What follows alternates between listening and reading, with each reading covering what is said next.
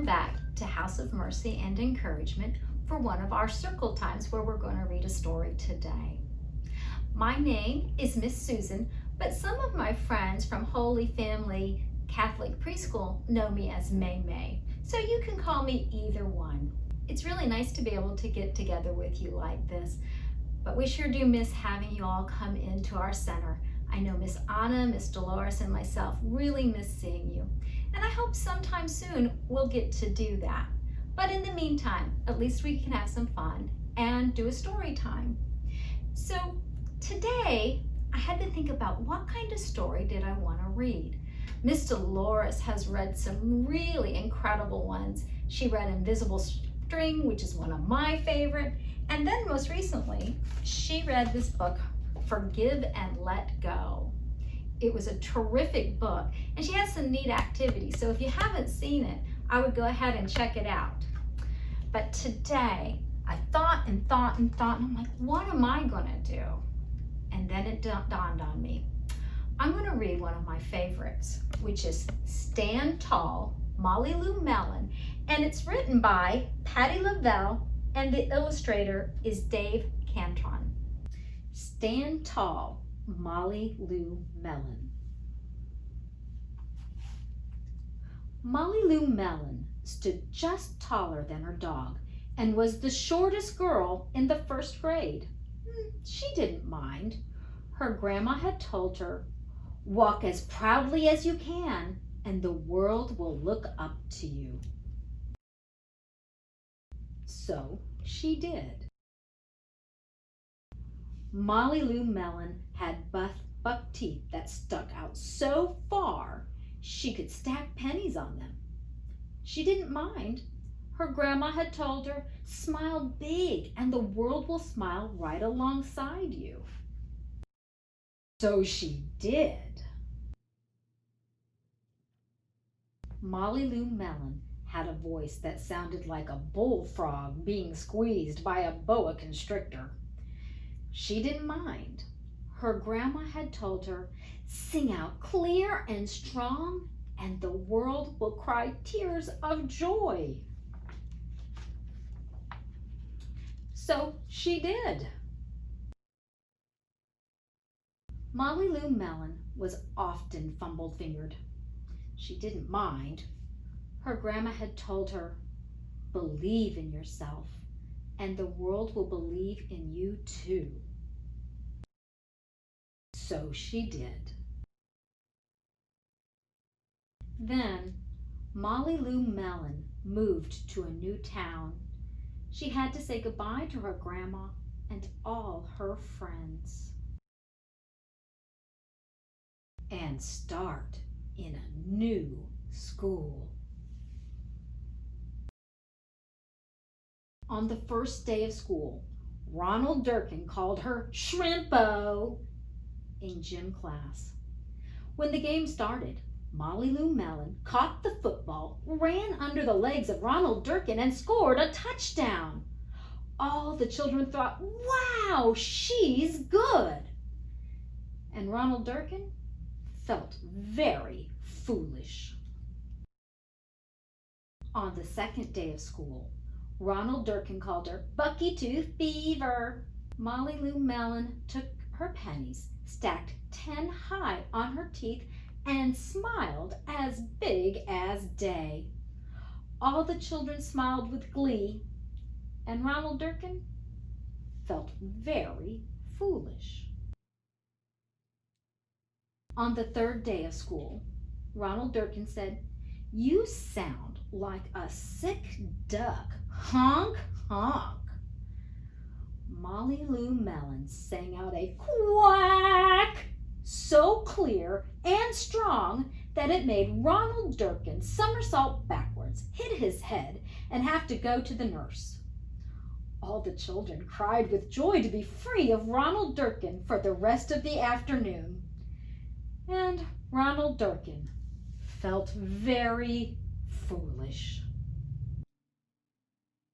On the fourth day of school, Ronald Durkin said that she'd made that snowflake all wrong. But Molly Lou Melon opened up her paper and revealed the most beautiful snowflake of all. All the children oohed and awed, even Ronald. On the 5th day of school, Ronald Durkin brought Molly Lou Melon a stacking penny for her tooth and smiled at her.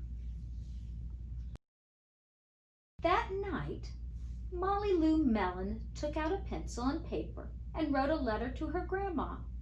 Dear Grandma, I wanted to tell you that everything you told me was exactly right.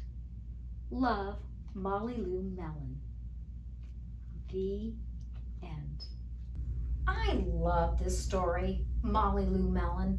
You know, she just likes herself so much that Ronald Durkin really didn't bother her, did he? I think that's really cool. But I wanted to talk just briefly about the last book, which was Forgive and Let Go. Miss Dolores introduced us to Zoe Zebra and Sammy Skunk, and they had had some problems and they weren't getting along, but in the end it all worked out. And it kind of made me think of Molly Lou Melon and Ronald Durkin. You know, he wasn't nice to her, but in the end he realized she was a pretty neat kid, so he gave her a penny, and that's kind of like saying he was sorry for what he did. And what was really nice was Molly Lou Melon. She decided to forgive him. So I sure hope they ended up being friends. What do you think happened? Well, friends, as you can see, we're in a different room now. Before, when we read the story, we were in our playroom. And now we're in our activity room where we do a lot of art projects. You may have seen Miss Anna do some art projects on Facebook, and she did them in this room. So here's where we're going to be doing our work today. And what we're going to do is a sunflower.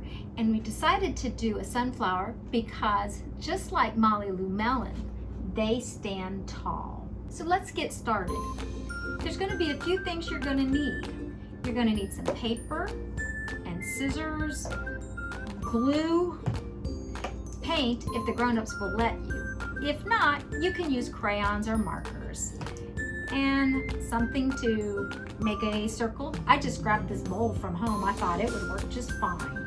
And pencil. And I think that's pretty much it. So let's get started. The first thing we're going to do is we're going to make a circle. So you can put it pretty much wherever you want to, but the center might be helpful so that you can make more of the petals. So I'm just going to trace it around. You know what? And if it's not perfect, don't worry about it. We just want to have fun. The next thing are going to be the petals. So this where you might need some help, and you might need to wear a smock just in case. Now I picked yellow paint, but you know, your sunflower could be whatever color you would like it to be. So I'm going to paint a little bit on my fingers. It feels kind of cool.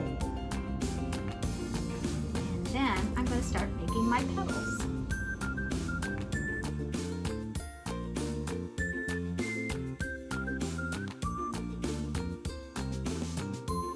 As you can see, we've got the start of our sunflower. Now, let me wash my hands off a little bit because it's a little bit messy.